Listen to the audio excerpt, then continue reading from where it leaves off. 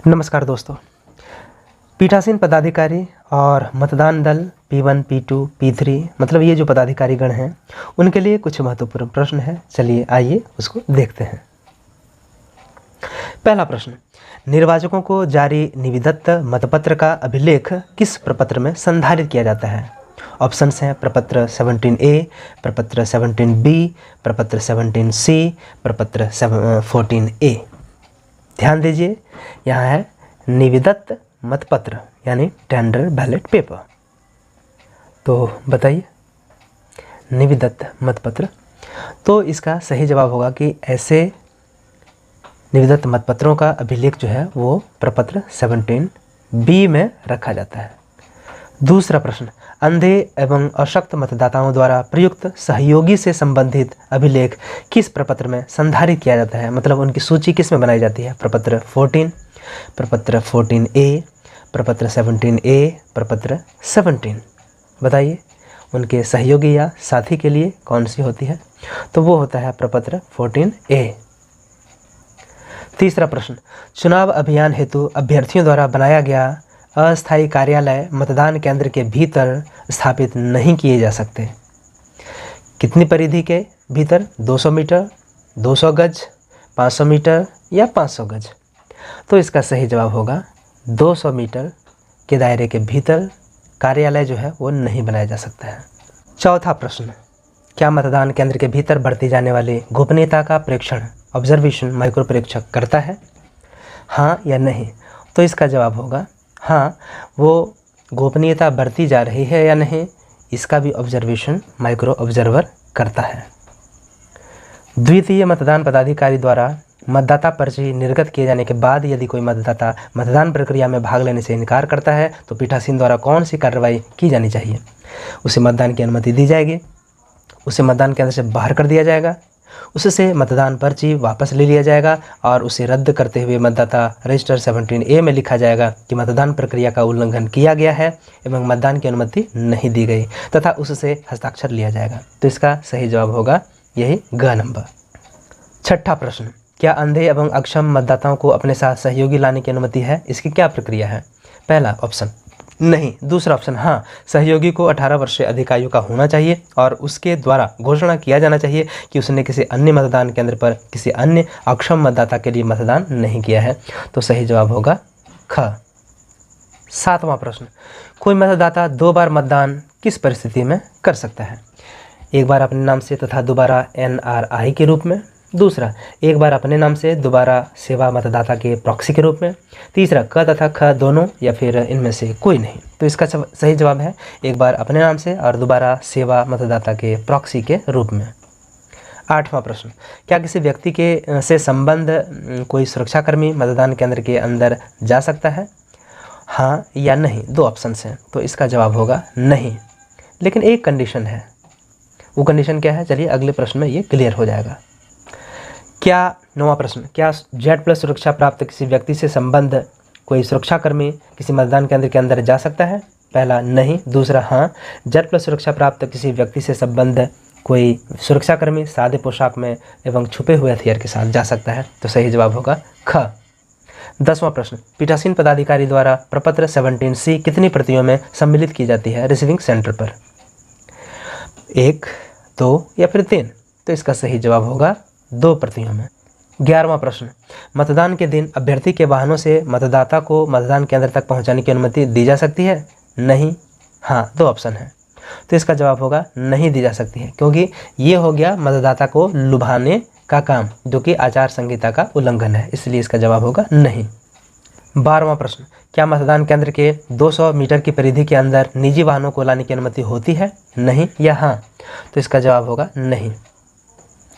हाँ, यदि हाँ तब होगा जब कोई विशेष परिस्थिति हो, यदि कोई 3 व्हीलर ले करके कोई दिव्यांग आ रहा हो जो चलने में अक्षम है, तो वैसी गाड़ियाँ तो आएंगी, लेकिन जनरली निजी वाहन को 200 मीटर की परिधि के अंदर पोलिंग स्टेशन के नहीं लाया जा सकता है।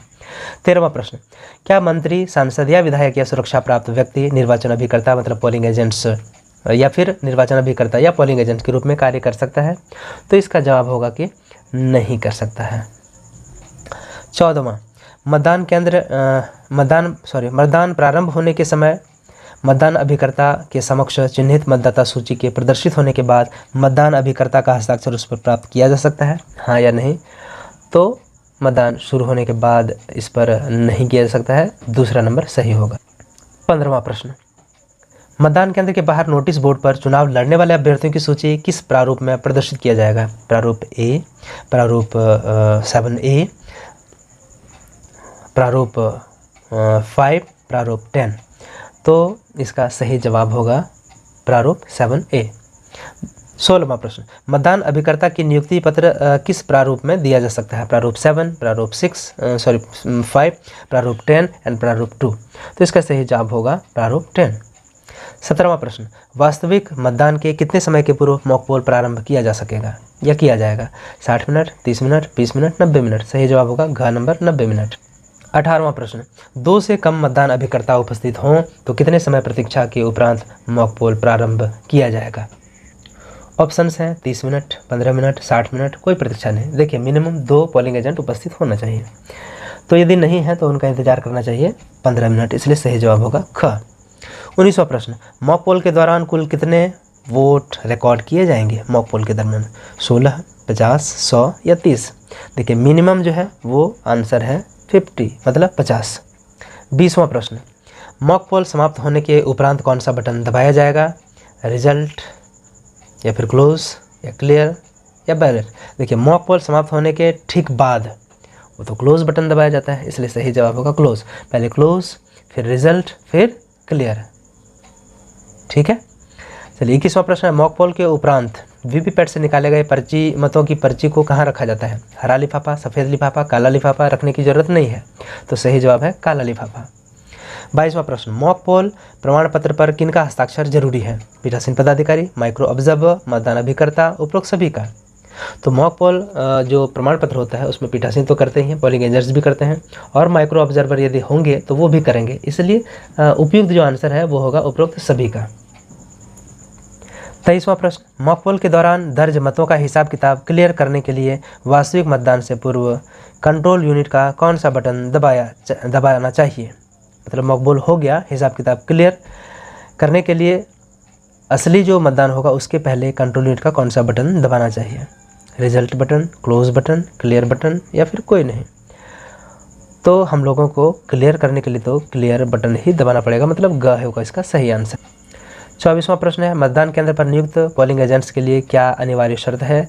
मतदान एजेंट उसी लोकसभा क्षेत्र का होना चाहिए मतदाता, मतदान एजेंट उस विधानसभा क्षेत्र का मतदाता होना चाहिए, देश के किसी भी निर्वाचन क्षेत्र से संबंधित हो, इनमें से कोई जरूरी नहीं है। तो इसका सही जवाब होगा कि मतदान एजेंट उस विधानसभा क्षेत्र का मतदाता होना चाहिए। 25वां है, मतदान समाप्ति हेतु निर्धारित समय से पूर्व यदि मतदान केंद्र पर मत डालने वाले अधिक मतदाता उपस्थित हों तो क्या करना चाहिए? पहला है, मतदान समाप्ति हेतु निर्धारित समय के उपरांत उनका मतदान नहीं कराना चाहिए। सभी मतदाताओं को पंक्तिबद्ध कर पहले मतदाता से अंतिम मतदाता तक क्रम संख्या में पर्ची निर्गत करना चाहिए। तीसरा है, सभी मतदाताओं को पंक्तिबद्ध कर अंतिम मतदाता से पहले मतदाता तक क्रम संख्या के साथ पर्ची निर्गत करना चाहिए, या फिर इनमें से कोई नहीं? तो सही जवाब होगा ग नंबर। 26वां प्रश्न है, ग्रीन पेपर सील की क्रम संख्या को कहाँ नोट किया जाना चाहिए? पीठासीन अधिकारी की डायरी में, या फिर प्रपत्र 17 ख में, या प्रपत्र 17 ग में, या फिर ज़रूरत नहीं है? तो इसका सही जवाब होगा, क्योंकि 2 प्रपत्र में इसका जिक्र होता है, पीठासीन पदाधिकारी की डायरी में भी और प्रपत्र 17 सी में भी। तो ये भी जवाब होगा, ये भी जवाब होगा। 27वां प्रश्न, रिकॉर्ड किए गए मतों का लेखा किस प्रपत्र में लिखा जाता है? तो रिकॉर्ड किए गए मतों का लेखा जो है उसका ऑप्शन है प्रपत्र 17 ग के भाग 1 में, या प्रपत्र 17 क में, प्रपत्र 17 ख में, या पीठासीन की डायरी में। तो रिकॉर्ड किए गए मतों का लेखा उससे रिलेटेड जो है वो तो प्रपत्र 17 सी ही होता है।